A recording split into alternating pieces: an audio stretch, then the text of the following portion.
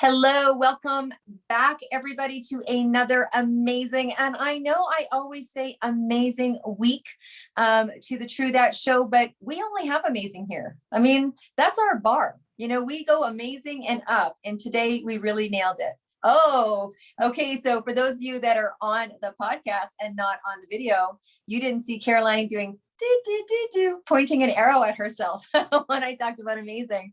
And if this is your first time here, well, you got it right at the beginning of the show. Anyways, I'm very excited today because you know what, our show is about entrepreneurs and lifepreneurs. And, you know, we know that a lot of you out there love to get that juice from what entrepreneurs do, because let's face it, they're a little crazy.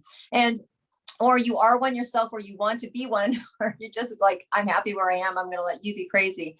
But the reason why I'm so excited is because most entrepreneurs, they have a reason, you know, they're crazy for a reason, or they stay up till 4 a.m. for a reason, or they think out of the box for a reason, or they're made fun of for a reason. And one of those reasons is because they're fueled. Now, they may be fueled for a different passion than you think, you know, you would ever be fueled by. But Caroline, I mean, how many times have we done some pretty cool stuff together? And people will say it to you. Now, we were talking earlier, outside of having, you know, to being a mom of 2 and you being a mom of 3 and having to get up at 2 a.m. and 3 a.m. and 4 a.m. I mean, my son's first night's sleep in his life, people, he was 8 years old. So, you know, yeah, I was passionate about the love of my darling son, but there was times I got up because I had to, right? And I got into entrepreneurship because I wanted to stop having to have to, and I wanted to live in want to. And so that's kind of where I hang out. And there's times like, you know, when you're on that path because it fuels you, right? When you get up, it's because you want to. There's something deeper inside, and that's this woman's specialty. But Caroline, share with me, tell me a time where you like felt on fire, or felt fueled, or you knew you were on passion. When I met you.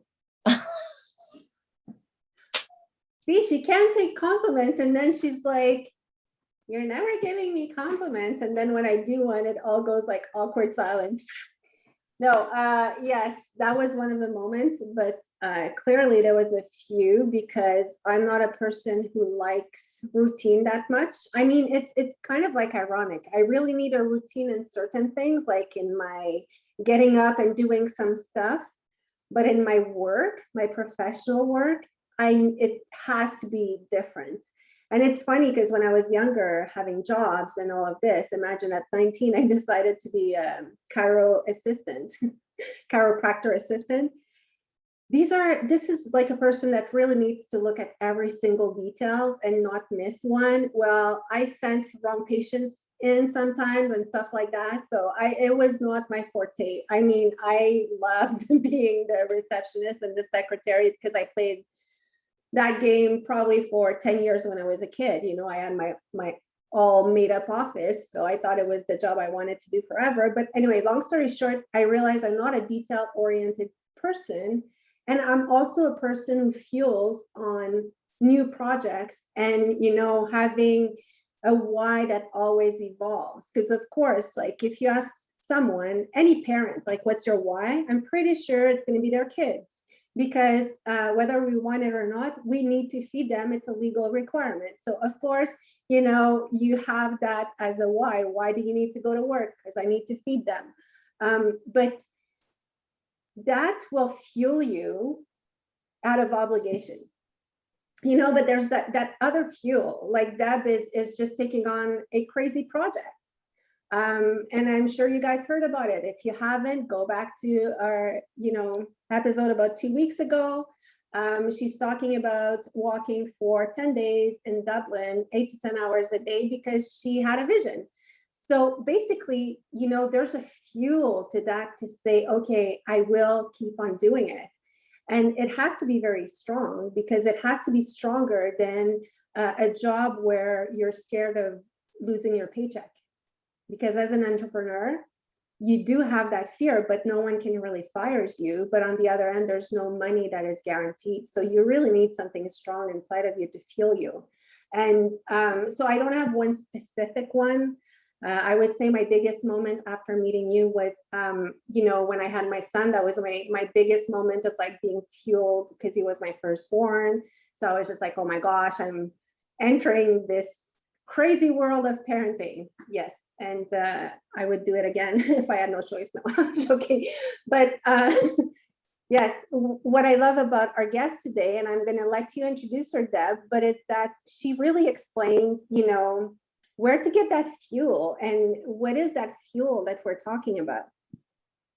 Yeah, I absolutely agree. And it's interesting because as you start to, here's my kind of gauge point. And what I like is when you guys meet Selena, and you're going to feel a sense of relief, because if you are new to following your path or your passion, and depending on the kind of people that you have that surrounds you, it's still important to have people that got your back, particularly when it's something that they've never known, that, and it's almost like they have faith in you because you have this faith, you have this desire, and how it shows up in the world is very different. I mean, I'm very clear at this stage in my life that I'm here to serve.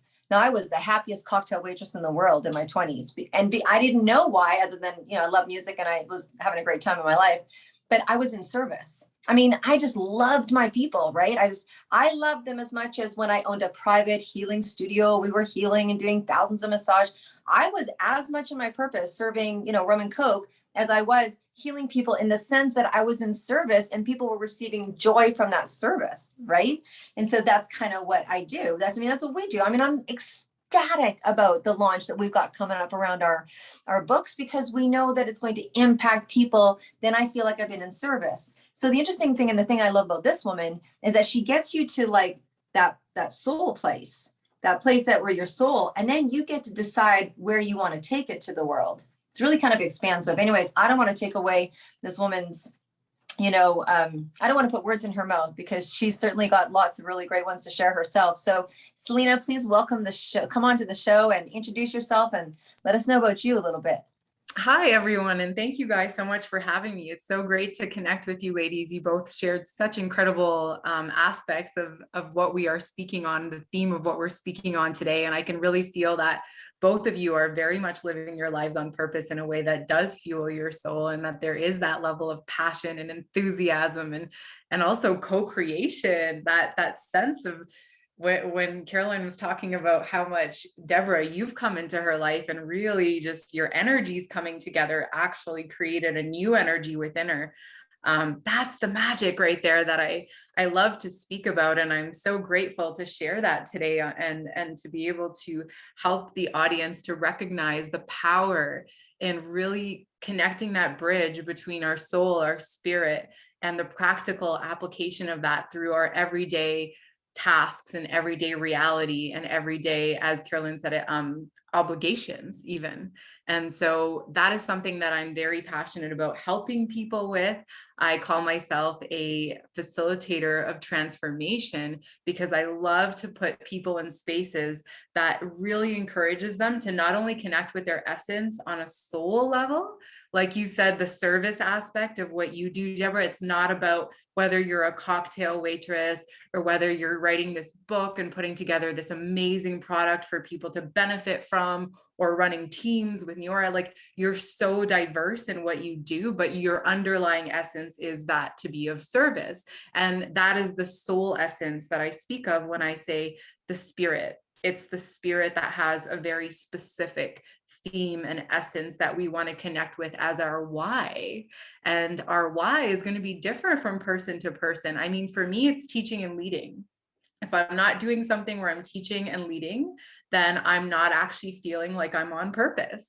And so for me, it's been a variety of different expressions of that, because of course, teaching and leading can show up in so many different ways. I've been a personal trainer. I've had the opportunity to be a tutor at the age of 16. I started my own company to help other students learn math who had just departed from high school because they had kids and their whole lives changed and they want to come back and graduate. I've actually been able to run over 200 events and workshops and retreats to help people to find their essence, find their purpose, and to be able to apply that in a way that is entrepreneurial, and that there is an actionable outcome that can lead to something that is sustainable, that is maintainable, and that is successful ultimately.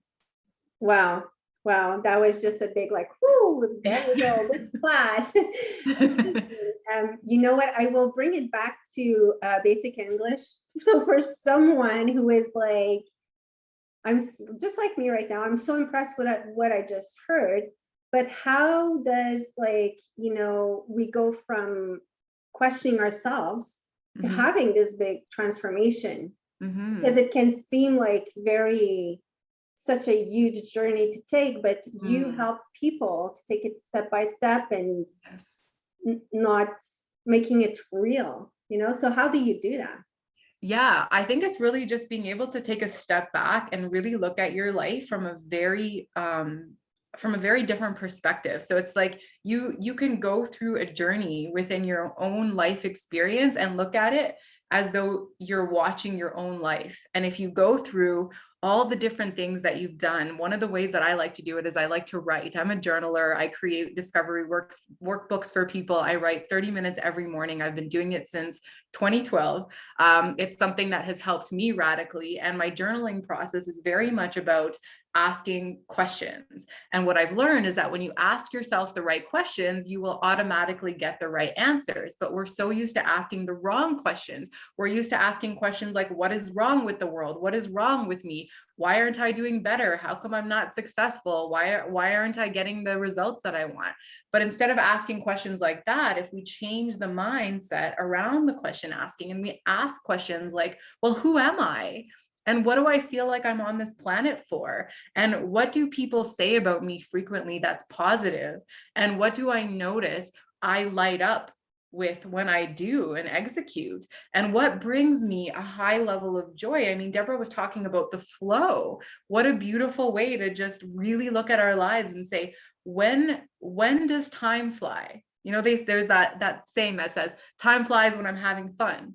Well, when you're having fun, you're in flow. Right. And so when you're in that flow space, it's like, well, what is driving that force? What is creating such a beautiful interdimensional experience within you that suddenly this 3D concept of time gets completely wiped off, and suddenly you're in this place of just constant bliss and productivity and effectiveness.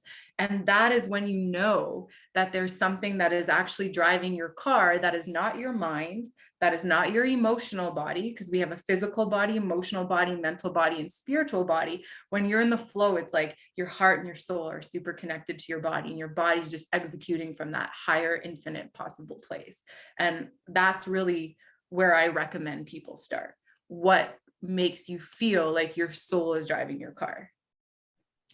I totally relate to the part of journaling, because I journaled every day for years and years and years and years. And, Wow. and Caroline knows, even that was part of what we put into our planner. And not to sit here and try to pump our product, but we actually said we can't produce a planner for entrepreneurs without producing a planner that talks about personal development. Yeah. Because we're interrelated, right? And it's those questions we put in that makes people think, so that the answers they write down are like soul serving. I loved what you said about, because most of you are like, I'm not where I am, and what, and you're asking why, but asking the right questions is so important. And I think even when we go to people for advice, I think that's probably that could be such a great opener. It's like, go to people that you trust. And so if I was, to go to Caroline and say, like, what is it? Do you see anything that's, or see something where I do light up? I love your expression of light up. Like, where do you see me get excited? Where do you see that? Or people can see that from outside you. They're like, I've never known anybody to be so happy than when they're cooking. And you're like, yeah, well, I can't cook for a living. Well, maybe you can. Or maybe you can do a YouTube channel of cooking. Or maybe you can do, like, even at a lot of times, because we're listening to a lot of people are entrepreneurs, but even your hobbies, those things that you do outside of what you're doing for your work, if it can't be that full, because I think it's a part of our mental health. I think serving our soul is part of our mental health. Like, it makes me happy. There's things that I have to do because I got to do them. But those things that I love to do makes me feel like things are right in the world with me. I think it's such a big part of mental health. I got to ask you, so, obviously we could talk forever about this and those things that kind of turn us on in different ways, but So someone's feeling like there's some things that I do that I really love, and there's things that I don't, or I don't really know, or I'm at that place, or there's crossroads, or I'm really drawn to having a deeper conversation with you. Like what I know of you so far is that there's been times we've worked with people privately. You've done big groups. You have this idea around, not this idea, but you want to create these large meditations. You want to move people in a course, in a program. Like where do you tell people to start? Like, how do they start with you? That's a great question. Yeah, I actually just launched an online group. It's really simple because it's a place where people can come together. There's weekly channeled guidance, there's writing prompts, there's the opportunity to ask personal questions. If you want, you can also get really deep with me and get actually handwritten messages delivered to your doorstep every month. And I actually create paintings for people to meditate with. I connect to their soul and I literally channel their soul's energy onto a texturized piece of art that they can close their eyes and use like Braille to get information and guidance on a very deep subconscious level with. So depending on how deep you want to go with me, you can join my Soul Spark program and you can decide whether you want to just dabble into it and start receiving guidance and messages through the program, or if you want to get deeper and you want to receive more individualized messages, you can do that as well. And that's really a good place to start because there's nothing that forces you in any direction. And it's not a program in the sense where there's a blueprint. I really believe everybody has their own soul path and everyone has their own journey in life. And I think one of my biggest realizations going into the business world was I was taking all these seminars and studying from all these people and researching all these programs and diving into all these cookie cutter type ways of doing business. And I tried everything and nothing resonated with me. And that's when I realized, oh, it's because I'm actually kind of an outlier and I'm not meant to do things in a programmed fashion. And then what I watched happen was people that were going down the soul path actually one by one started having the same experience as me. So it's like when we're very much in this mental body, when we're very much locked into the matrix programming and the 9 to 5 concepts, what happens is that we just use our brains and we just use our bodies. But when we start diving into these other aspects of self that are really grand and limitless, what happens is that we start to shift our relationship with what we do and how we do it and why we do it. And so the program is actually something that's less routine and it's much more intuitively guided. It's much more heart-centered and it's much more it's much more in flow with your individuality rather than something that's cookie cutter. And I think that's the beauty of joining a program like mine, because you get to realize that there's a specific thing for you in your journey that is not applicable to everybody else. And so I recommend people join Soul Spark. It's where people come together, they thrive. There's a lot of support. There's a lot of encouragement.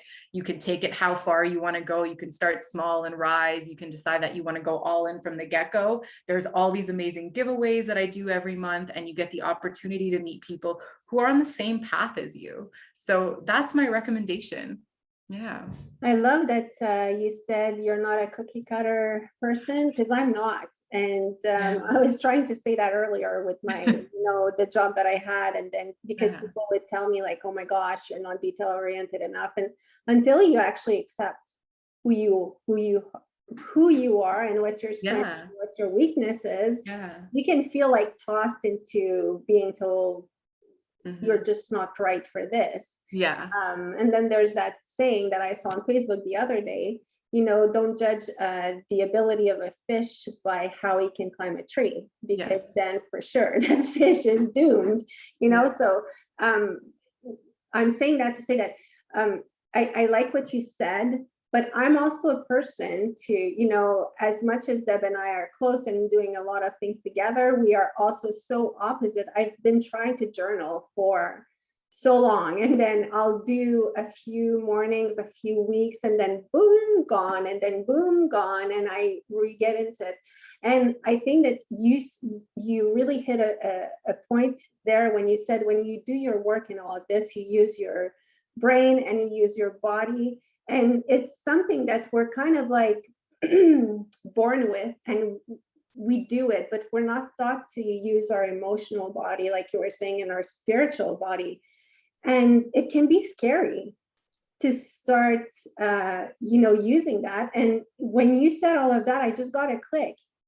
When I journal and everything, that's where I go tap. And it does require openness and work in different parts, because it is more demanding because you're entering something. So that's probably why I also like close it and I'm like, okay, done for now, unconsciously probably. But what do you suggest in those moments? Because Actually, it's, I have the perfect thing for you, like the Yeah. perfect thing for you based on everything you just described, because what it sounds like is you just need some form of like prompting, right? It's like if you just, and you need to know that it's something that is very simple and it's only going to require a little bit of time, and you can tap into that space, but then you can leave it and go do what you need to do every day without feeling like you did something wrong or you didn't do it right or you didn't do it at all. So I actually have a complimentary discovery workbook that is on my website. Anybody can go on the website and download it. And it's 20 pages, and all you have to do is 1 page per day. And it goes into all these different aspects of yourself. So whether you want to go into your emotions, whether you want to go into how to create a new reality for yourself, whether you want to look into your past and heal some of the things that have happened or forgive somebody, like the entire program is set up in such a way where it starts with the mind and then it kind of moves into the emotions and it finishes with the soul.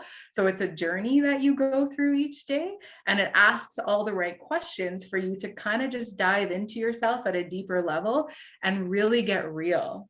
And you can just download that off my website. Yeah.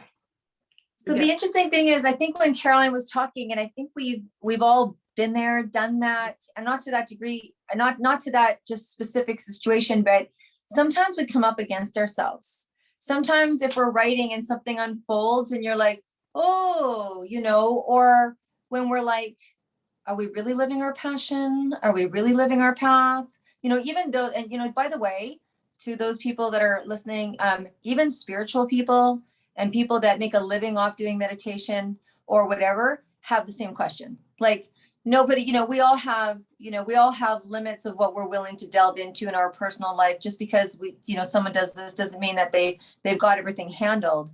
But when you kind of come up against yourself and you're like, oh, I don't know what to do with that, or it's kind of scary if someone's writing or listening or having that experience where there's a knowingness, like I could do more or I could do deeper, but I don't know what to do about that. I don't know where to go. And so it's easy to kind of, like Caroline said, close the book or stop reading that book or turn off the podcast or the whatever, because now we're starting to get close to where you could have a breakthrough.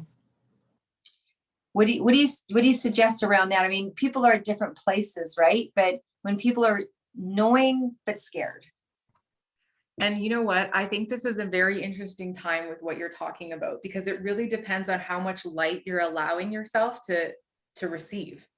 And by light, I just mean information, right? Divine insight, light bulb moments.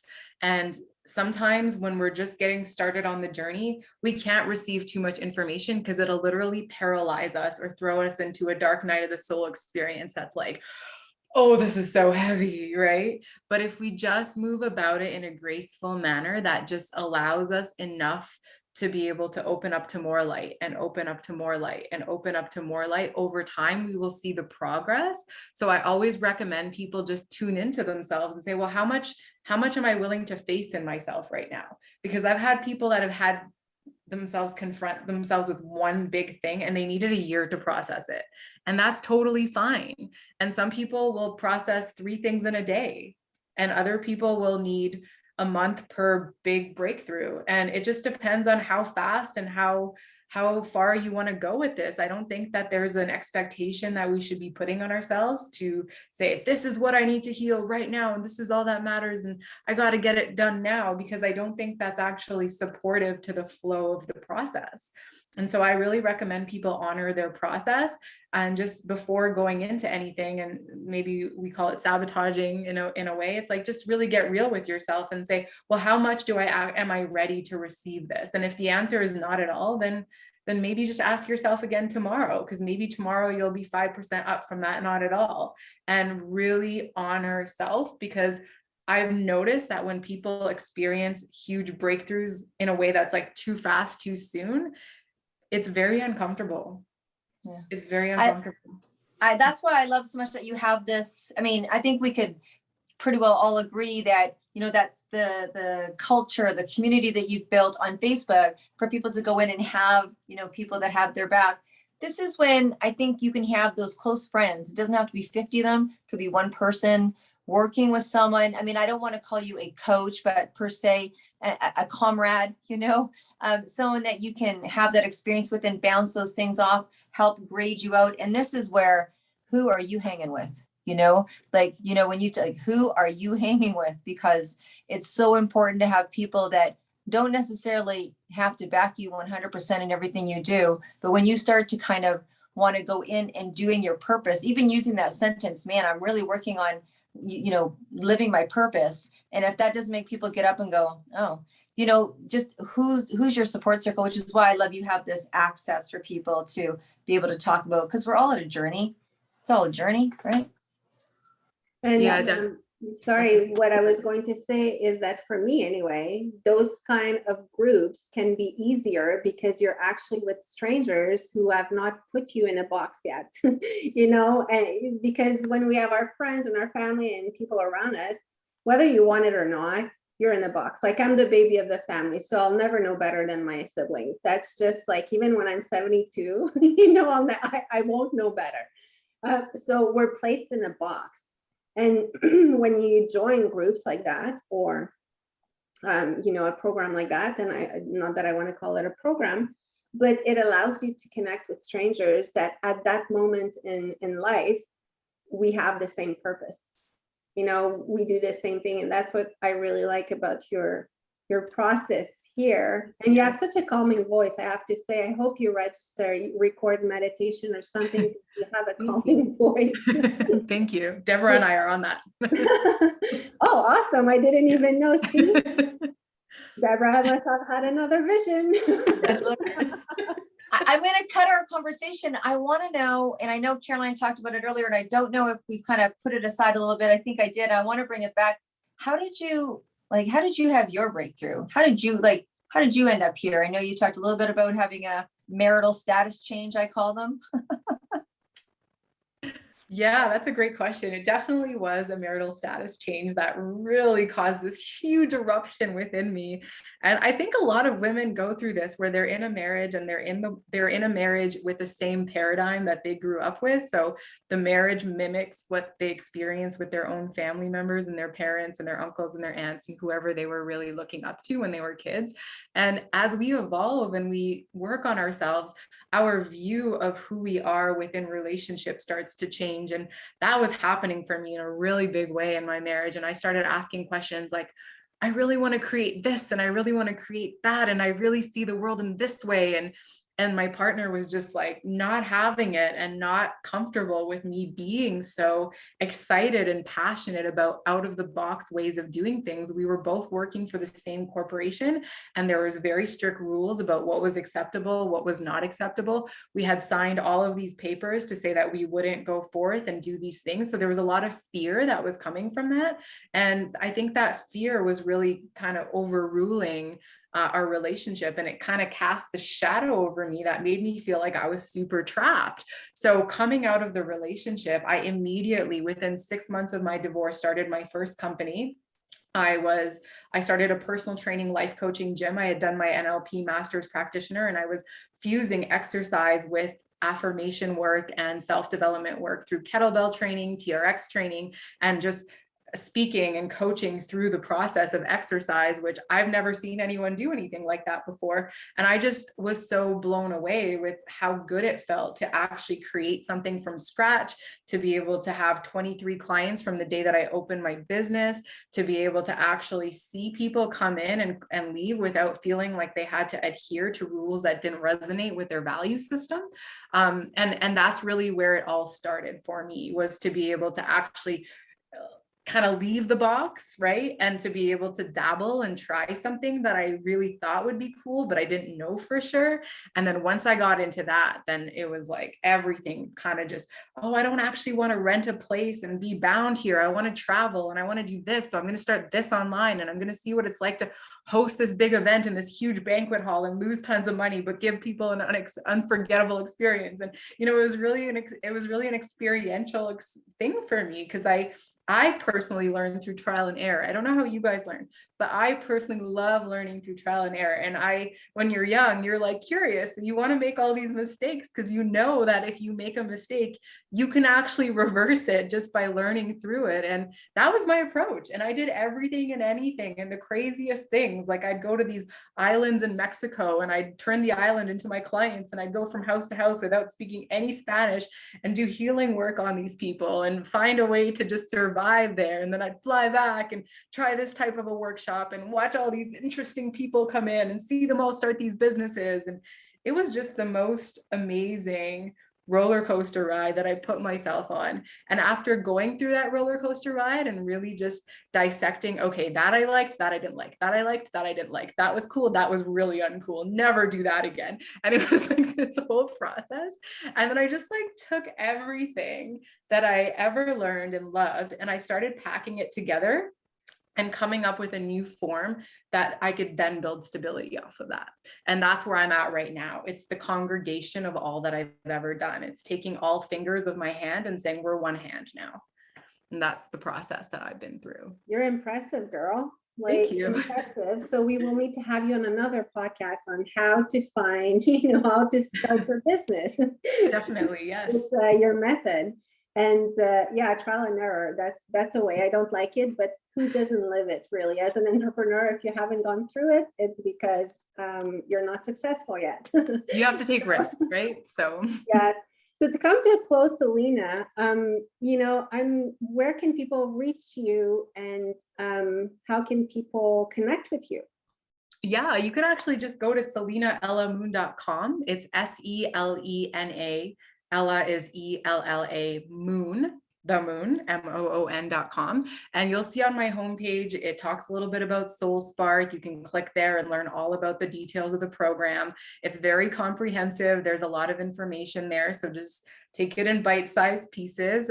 There's amazing testimonials you can read through of clients and retreat participants that I worked with that share a lot about their journey, so you can get a feel for what it's like. And then if you want to contact me, you can just go to the Contact Us section on the website and contact me directly from there. If you guys are really interested in getting started with the journaling process, like I said, there's a free complimentary download of a discovery workbook on the main menu that you can just click on. It's a PDF. You can download it. I recommend printing it and handwriting your answers every day. And there you have it, the beginning of the transformation.